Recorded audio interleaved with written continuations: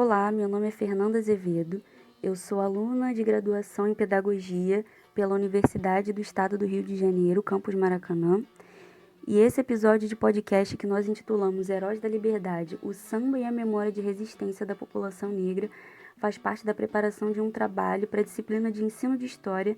As pessoas envolvidas na preparação desse trabalho, a parte escrita, tal qual a preparação do podcast, somos eu, Fernanda, e a aluna Larissa Garcia. A proposta desse projeto é apresentar outras narrativas da construção da história do Brasil que não sejam as dominadas pela perspectiva branca e europeia. Para isso, nós escolhemos debater a história do samba enredo Heróis da Liberdade, do Império Serrano, uma escola de samba situada aqui no Rio de Janeiro, no bairro de Madureira, de autoria de Silas de Oliveira, Mano Décio e Manuel Ferreira, do ano de 1969. Abordando esse samba enredo, a gente vai tratar como que o samba serve como memória de resistência da população negra e dá visibilidade ao movimento de luta pela liberdade no Brasil. Para essa conversa, nós convidamos a professora Alexandra Lima, que é graduada em História pela Universidade Federal Fluminense, mestre em História também pela UF e doutora em Educação pela Universidade Estadual do Rio de Janeiro.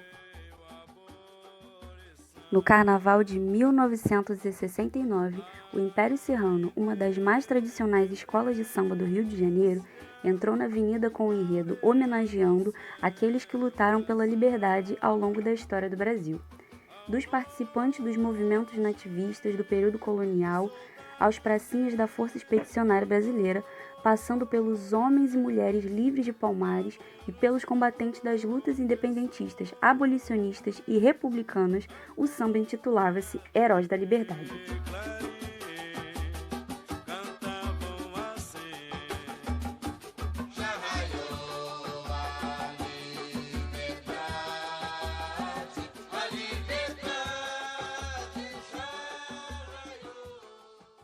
Professora, então, é um prazer ter você aqui. A gente ficou muito feliz com você ter aceitado o nosso convite.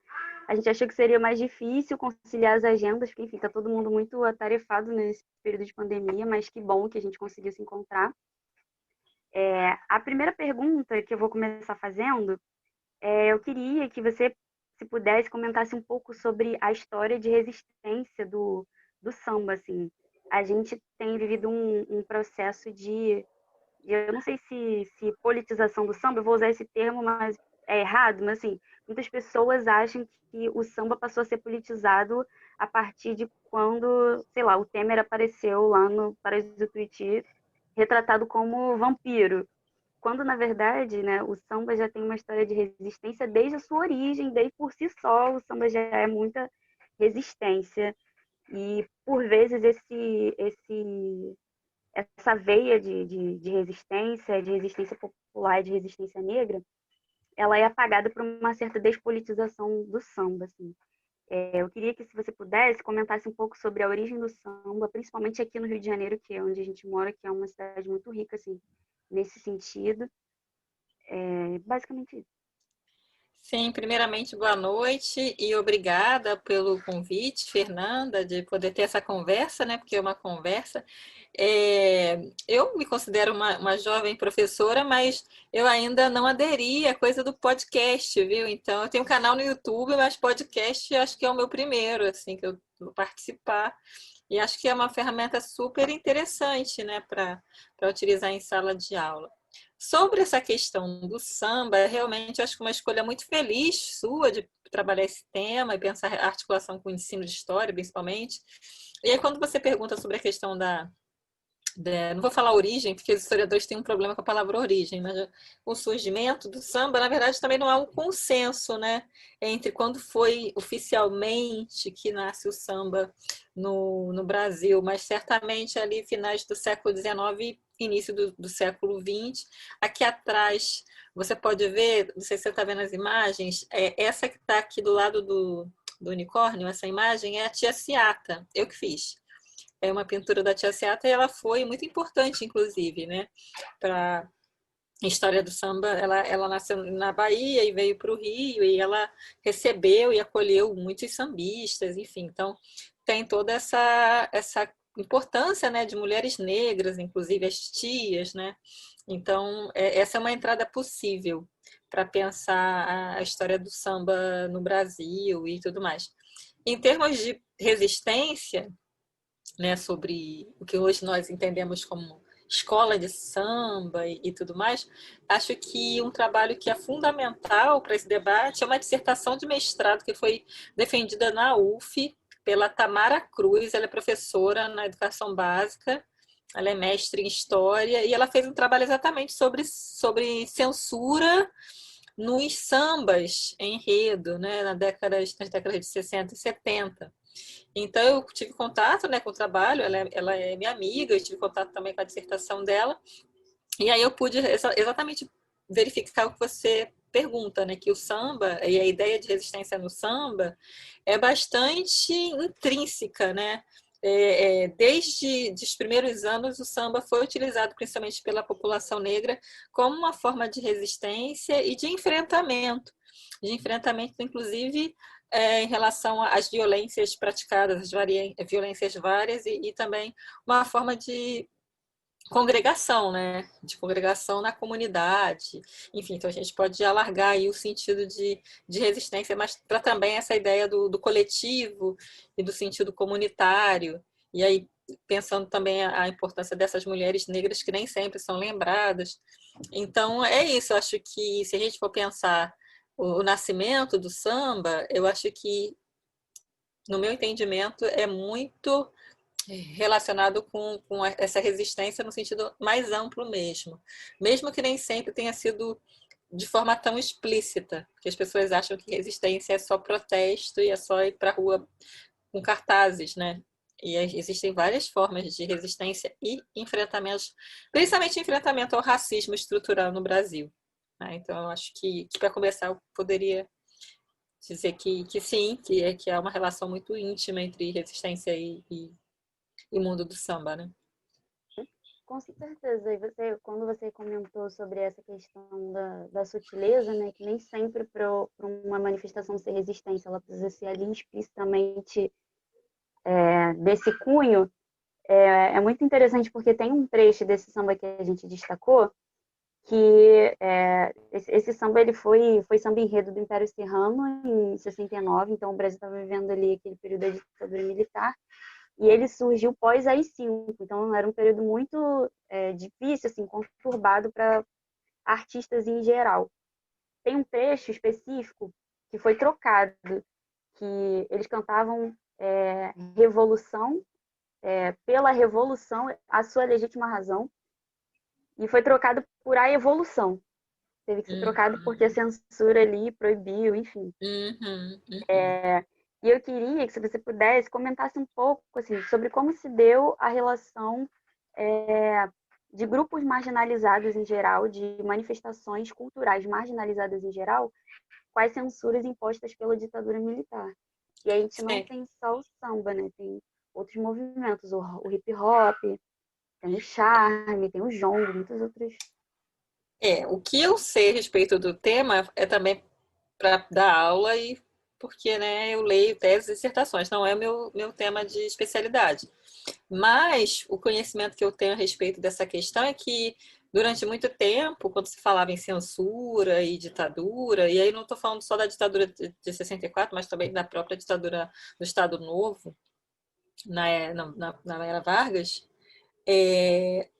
mas principalmente nessa de 64, normalmente se fala da MPB, da censura a compositores e músicos como Chico Buarque, Caetano Veloso, Gilberto Gil, e pouco se falava sobre perseguição e censura em relação a outros grupos. Então, sim, o movimento negro, né, sofreu perseguição, os indígenas também sofreram perseguição, e os sambistas tiveram que driblar de várias formas a censura, utilizando aí, inclusive, dessa sabedoria, né, de fazer o jogo com as palavras para poder resistir. Mas essa é uma história que agora que está sendo contada, principalmente com a abertura dos arquivos. Esses arquivos da época, principalmente de 64, eles não estavam disponíveis para os historiadores. E agora, nos últimos anos, acredito que nos últimos 6 anos, com o projeto Memórias Reveladas, foi possível que os historiadores acessassem essa documentação riquíssima. E aí sim, hoje já há estudos bem importantes que vão exatamente dar visibilidade a também a censura que compositores e sambistas e pessoas negras, né, que mesmo que não estão no mundo do samba, elas também, essas pessoas também foram perseguidas e censuradas. Então essa é uma história que ainda precisa ser mais divulgada, inclusive no ensino, porque quando, por exemplo, eu, né, estudei história no ensino médio e mesmo no ensino fundamental, a história que era contada era diferente dessa, né? Só lembravam de um grupo que era um grupo, inclusive, de classe média, não lembravam dos grupos marginalizados, das pessoas das favelas, que eram despejadas, humilhadas, tendo seus direitos violados.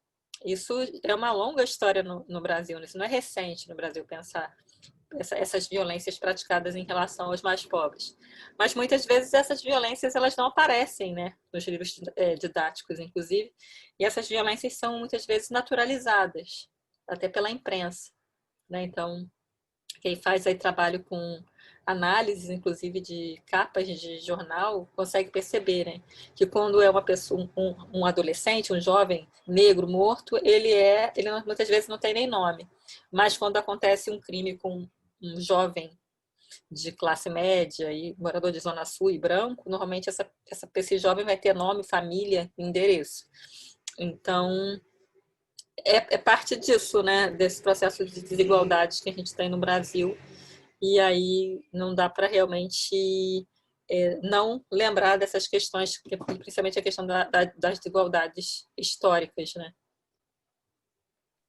E é muito interessante isso porque, assim, ninguém nunca duvida, por exemplo, se você fala que Caetano Veloso, que Chico Buarque são artistas Uhum, politizados. uhum, Mas as pessoas às vezes duvidam se você fala que o samba é politizado, por exemplo, né? É muito exatamente. engraçado isso. Na verdade, isso é parte do racismo, das sutilezas do racismo brasileira e desse processo também de negação da intelectualidade negra, né? Então, associam o samba à negritude e associam a negritude a uma despolitização. O que é, no meu ponto de vista, além de um equívoco, é uma perspectiva um tanto quanto fundamentada no racismo, quando você atribui a pessoas negras, ou você nega a dimensão política na existência de um grupo. E no caso do Brasil, né, a gente vai ver muito isso, não só em relação à população negra, mas também às populações indígenas. Essa ideia de que são despolitizados, desmobilizados, desorganizados. E acho que o que fundamenta também tudo isso é essa ideia de que não são intelectualizados, que não têm intelectualidade, que não têm capacidade intelectual, não têm pensamento crítico. Então, eu acho que a gente tem aí também uma dimensão do racismo.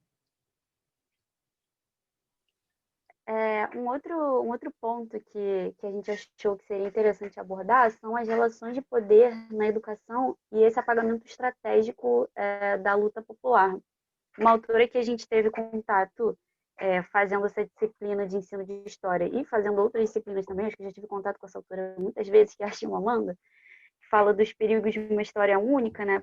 Muitas vezes a gente ouve e passa por esse, por esse conteúdo sem ressaltar que existem relações de poder e que a própria autora fala, mas que por vezes as pessoas esquecem ou esquecem propositalmente, não sei, sobre essas relações de poder assim que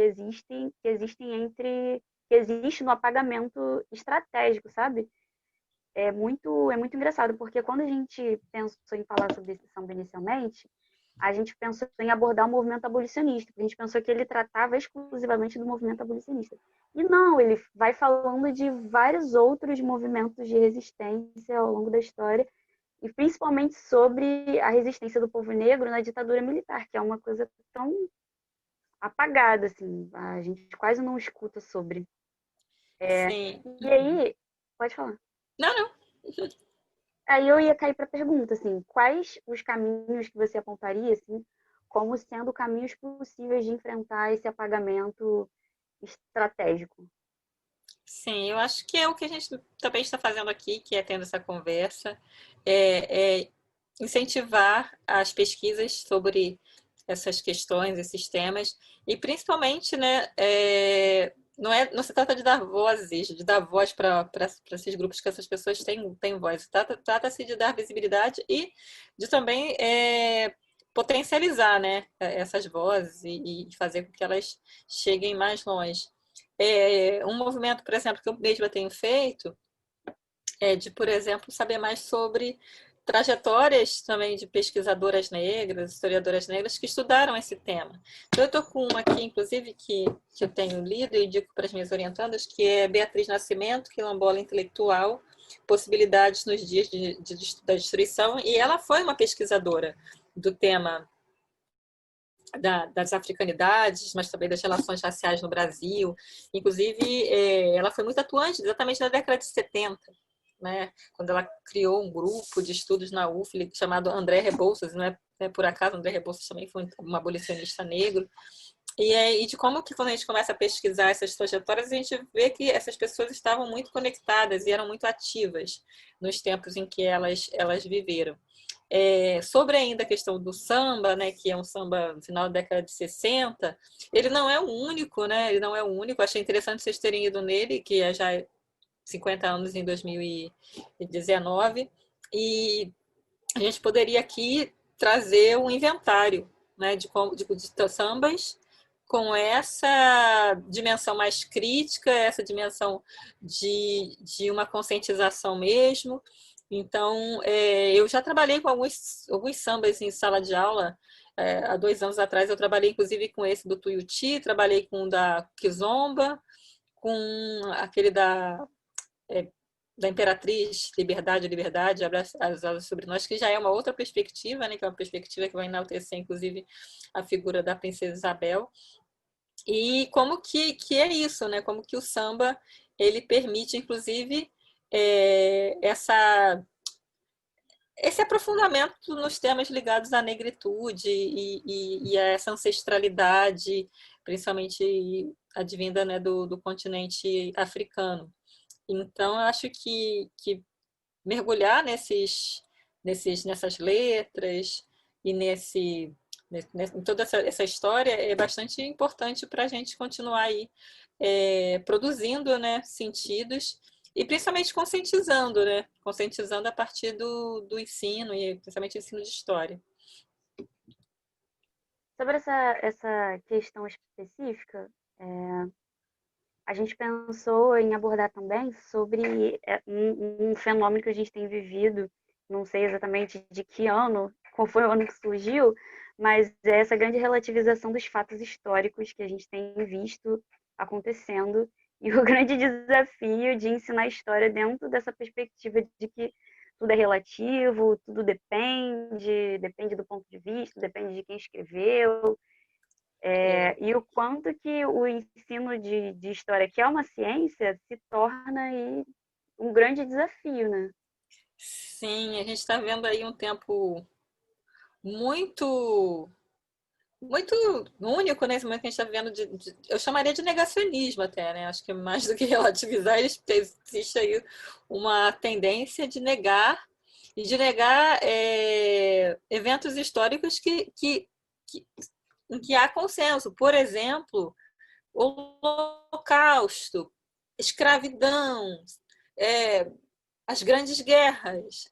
Não se relativiza isso, não se relativiza que o nazifascismo praticou atrocidades e que o Holocausto foi um crime contra a humanidade, que a escravidão também foi um crime contra a humanidade.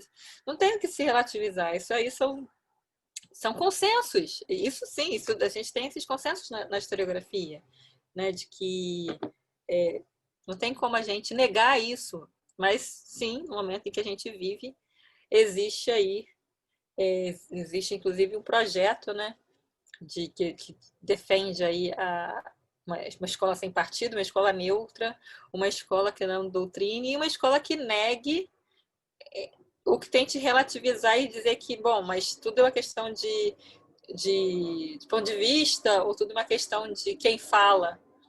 Eu acho muito perigoso esse caminho, né, nesse ponto, nesse sentido. E aí, agora, antes mesmo de conversar com vocês, eu estava lendo um livro que é sobre o Brasil contemporâneo, em que há uma relativização também da ditadura, né? E do que foi a ditadura no Brasil, e dos mortos, dos perseguidos, dos exilados. Então, sim, nós também temos esse movimento, né, no Brasil contemporâneo de relativizar e de negar os crimes praticados no período da ditadura, porque foram crimes, afinal, no Brasil não tem pena de morte. Então, se não tem pena de morte, o que aconteceu na ditadura foi criminoso. Enfim, então, eu acho muito perigoso. Eu acho muito perigoso que a gente, no século XXI, passe por essa onda negacionista, inclusive em relação à própria ciência, exatamente. Há quem diga que aquecimento global é fake news, ou que o coronavírus seja uma grande invenção, há quem negue isso. Então, eu acho que é muito perigoso e que não é esse o propósito, né, e o objetivo do ensino de história. O objetivo de uma disciplina como história é exatamente problematizar, né, e não naturalizar as desigualdades, enfim. Acho que principalmente é isso. Não naturalizar e não relativizar o sofrimento e nem a dor, né, e de tantas pessoas que inclusive foram assassinadas em outros momentos, enfim.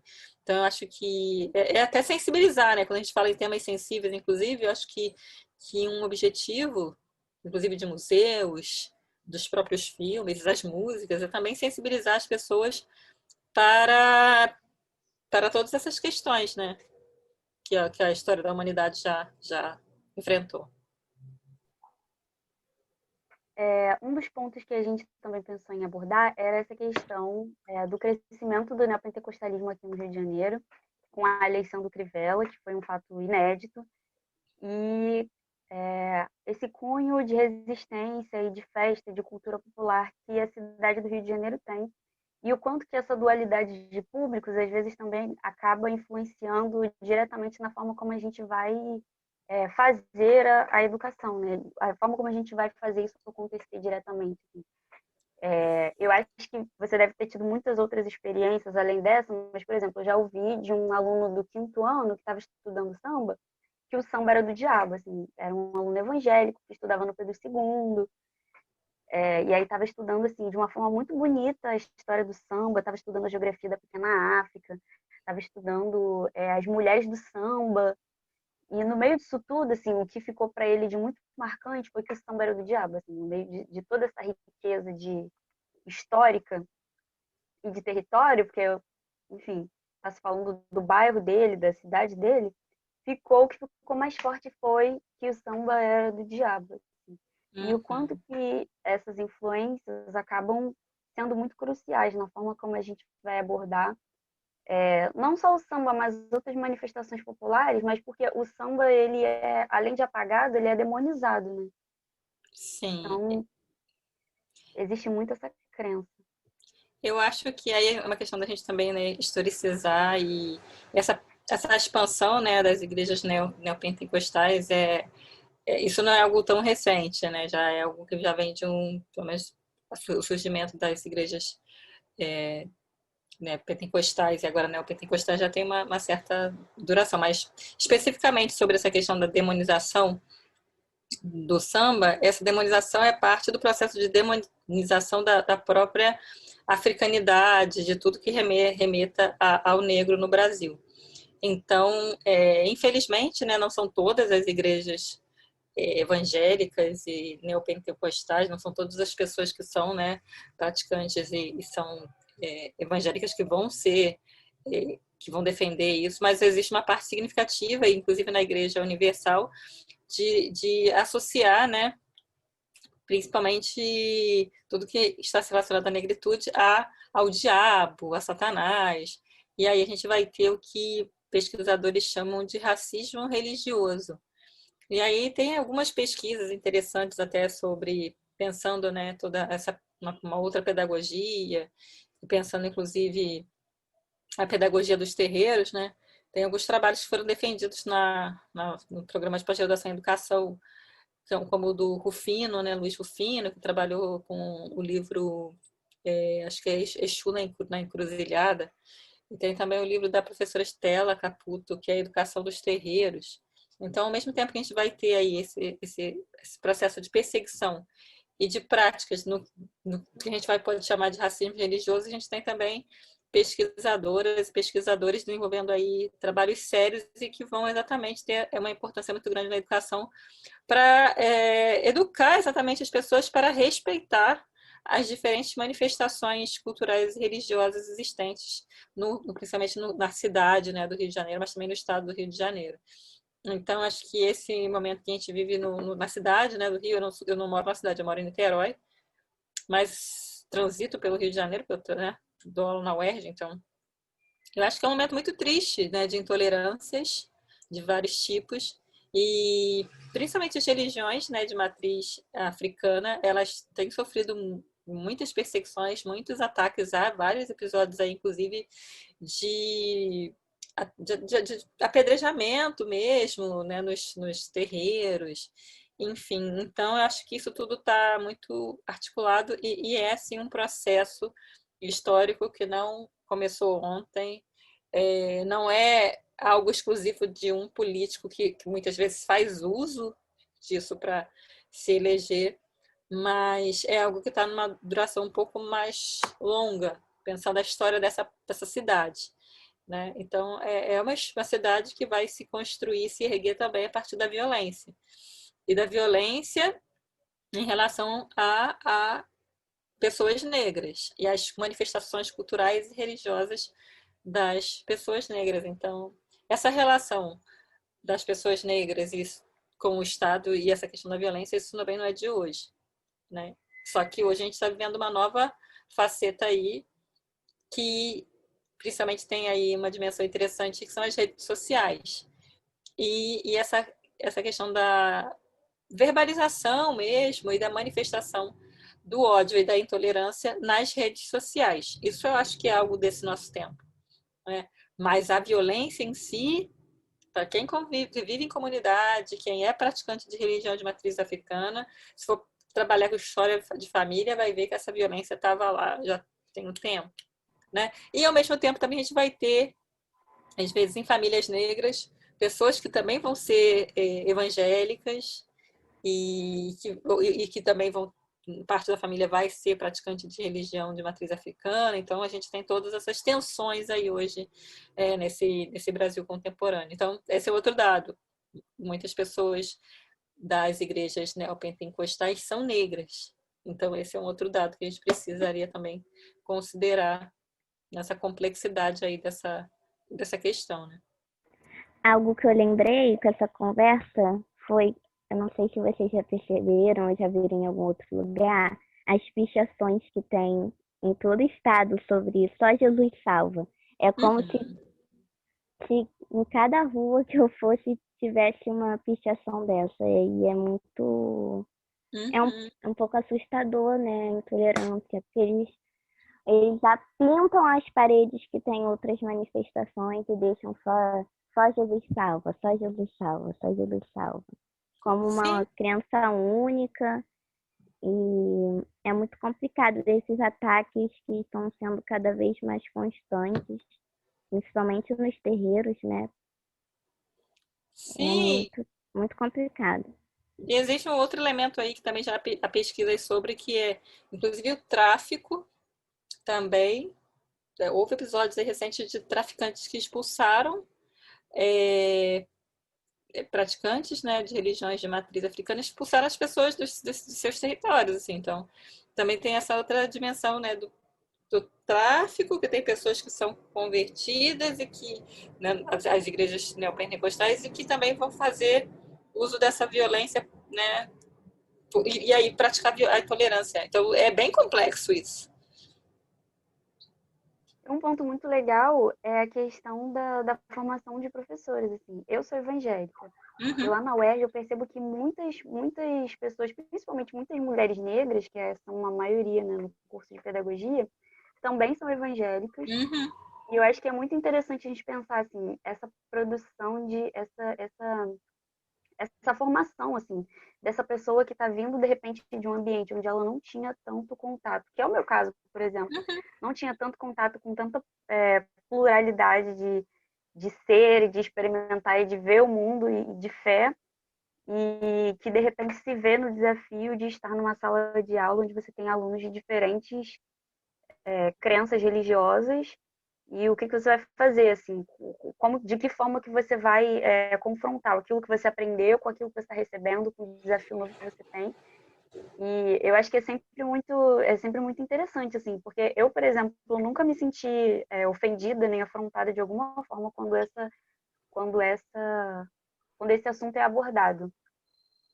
E eu percebo que essa formação de professores para a diversidade, principalmente para a diversidade religiosa, eu percebo que pelo menos na UERJ, assim, ela está acontecendo de uma forma muito orgânica, assim. Eu vejo que as pessoas estão aos poucos despertando para determinadas crenças preconceituosas que elas foram construindo. Isso é bem interessante também. Exatamente, né? E é aquilo que eu falei, né? Que a gente não pode homogeneizar os grupos, né? Então, a gente não pode dizer todos os evangélicos são intolerantes, a gente não pode dizer isso. Ou reproduzir também preconceitos, né, em relação às pessoas que são praticantes de religião de matriz africana ou do catolicismo, enfim. Então, acho que a primeira coisa a gente não pode generalizar, não homogeneizar. E agora também não dá também para a gente não ter, não complexificar a realidade, né? E aí, principalmente pensar os usos políticos que no caso agora do tempo presente a gente tem verificado, os usos políticos, inclusive da religião, né?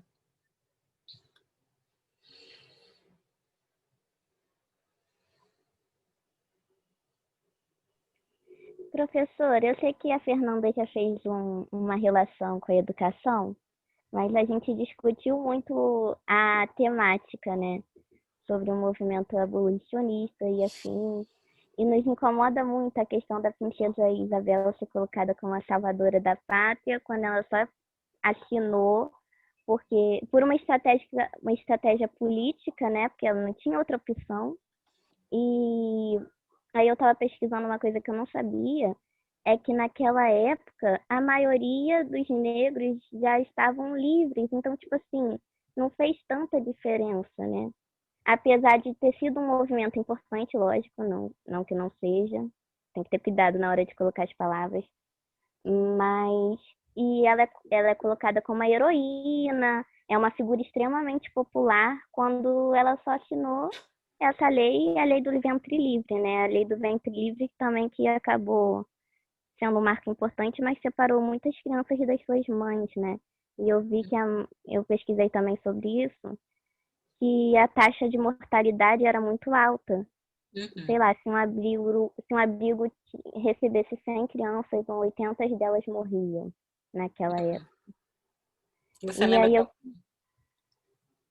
e aí eu acho, eu tava pensando muito refletindo muito sobre isso, que essas coisas geralmente não são ensinadas na escola.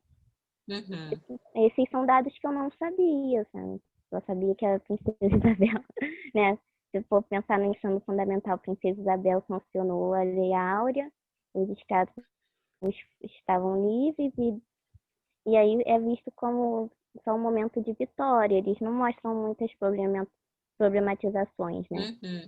E e aí é bom formar isso pensar isso enquanto professora, o que a gente quer passar para os nossos alunos, porque os livros didáticos são muito eurocentrados e mostram muito essa questão da história única, né? Uhum. Que a Eu acho Chimamanda fala. que nessa questão da Princesa Isabel e da supervalorização da figura da Princesa Isabel, né?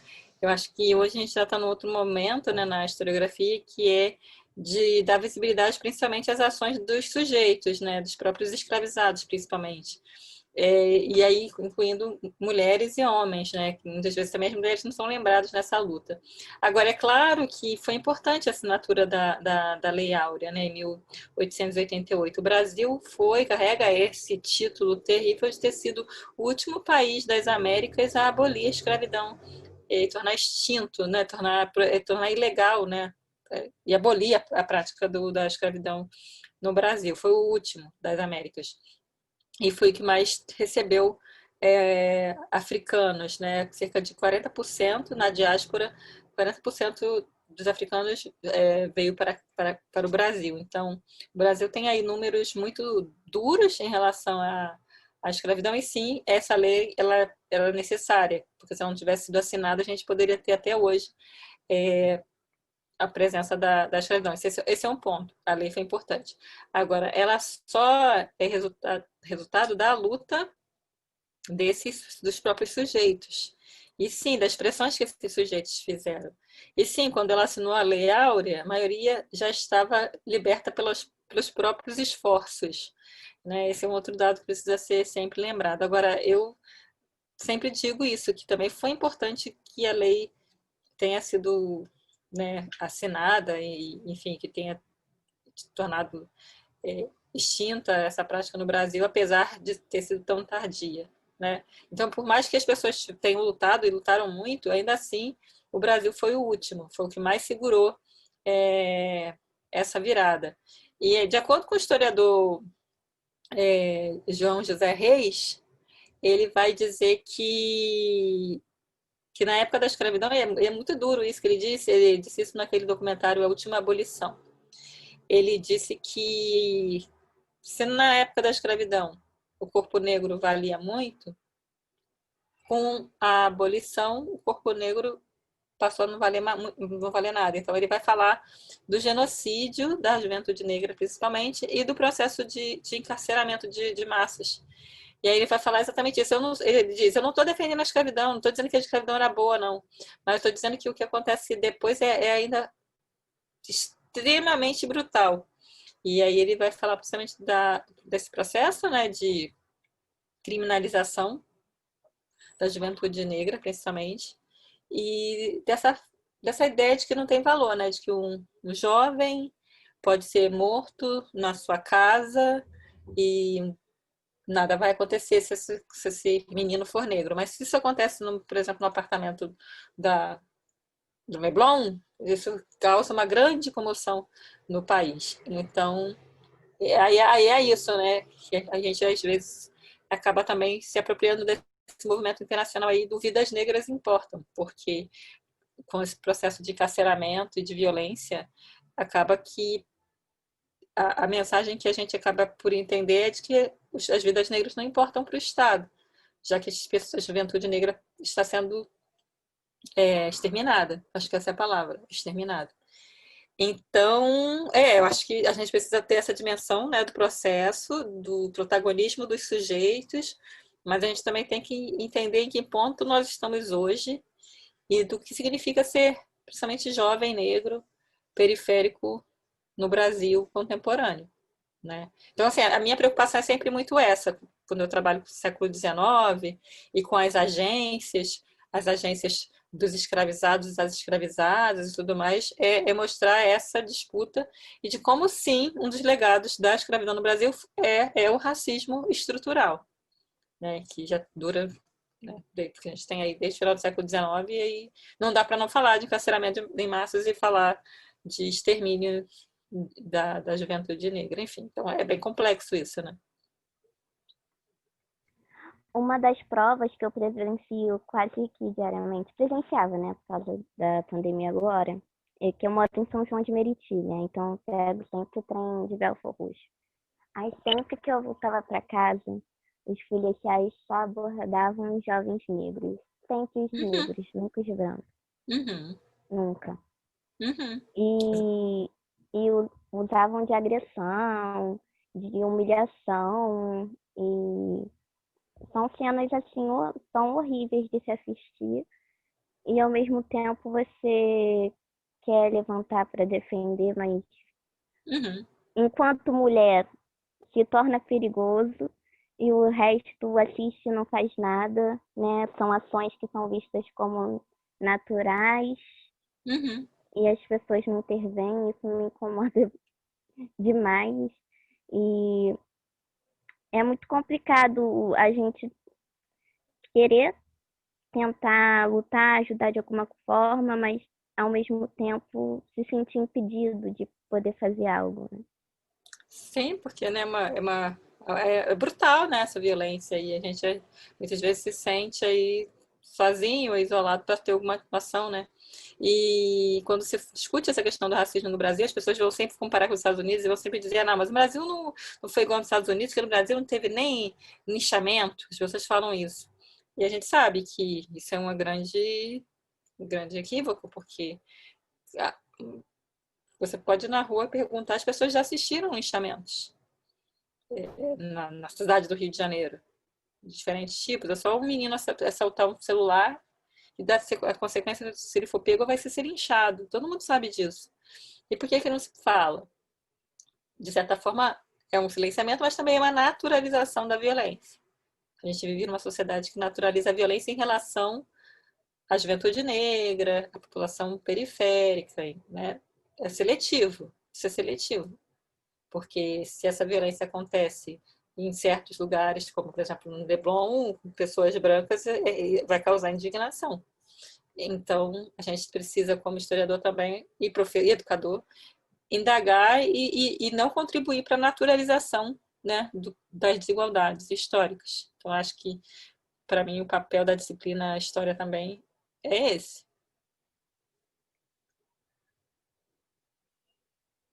Professora, eu não sei se a Lari tem mais alguma pergunta, mas as perguntas que a gente tinha separado no roteiro a gente já fez. Eu acho que foi incrível, olha, foi muito bom, foi uma produção de conteúdo maravilhosa. Eu sou suspeita para falar porque eu amo gravar e ouvir podcast. Se eu pudesse ganhar dinheiro fazendo isso, minha vida estava feita. Mas infelizmente não dá. Eu queria muito te agradecer por ter aceitado o nosso convite. Foi uma conversa incrível. E a gente te manda. Eu queria te pedir também para mandar uma foto tua para a gente colocar na arte do episódio. Ah, legal. Sim, eu É, mando no WhatsApp pode ser. Beleza. para Pra Larissa, né? Lari, né? É. Isso. Não, É. eu acho assim que para mim também foi bem interessante, porque eu não esperava que a gente fosse chegar do ponto que a gente chegou. Mas gostei bastante. Eu acho que é isso mesmo, né? A gente aproveitar essas ferramentas para produzir, né? Produzir um debate, produzir uma conscientização, né? Enfim. Então eu gostei bastante também da experiência. Foi a primeira, viu? Mas foi bem legal. Bom, esperamos É, próximas. sim, pois É, era isso que eu ia falar. eu também gostei bastante, agradeço muito, professora.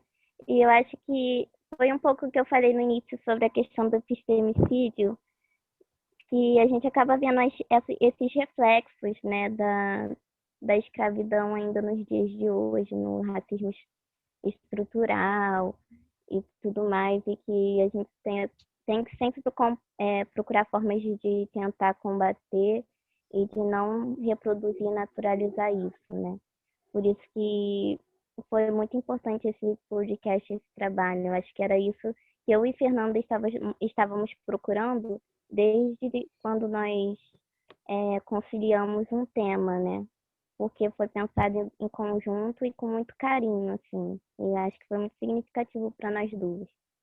Sim, como que um samba rende, né, dá muita coisa, né? A partir de um samba você tem aí muitos desdobramentos, porque tem toda uma historicidade mesmo, a partir de uma música, né, de uma letra, na verdade. Sim. A história que a história não conta, né? É Exato. verdade. Então é isso, professora. Muito obrigada pelo seu tempo, por estar aqui com a gente. E a gente vai te mandar o episódio. Se você não se Sim. importar, a gente quer publicar no Spotify ou em alguma outra plataforma depois que o Ah, projeto for aprovado. não me importo, podem divulgar onde vocês quiserem. Então, Professora, se perfeito. a senhora quiser postar também no seu, não sei, né? Em alguma rede social, nós disponibilizamos, tá bom? Claro, sim, disponível, eu coloco no Facebook. Eu não sei como é que eu faria para postar um podcast no YouTube, mas eu posso compartilhar no Facebook. E é bem legal porque eu tenho dado essas aulas, né, no AVA, na UERJ e tal, então eu posso colocar também para as turmas, então eu acho bem importante. Legal, legal. Então é isso, gente. Obrigada. Agora eu vou Obrigada, Obrigada. professora. Beijo, descansar. Qualquer coisa tchau. que precisarem. Tchau, Tá bom, obrigada. valeu. Tchau, tchau. Tchau.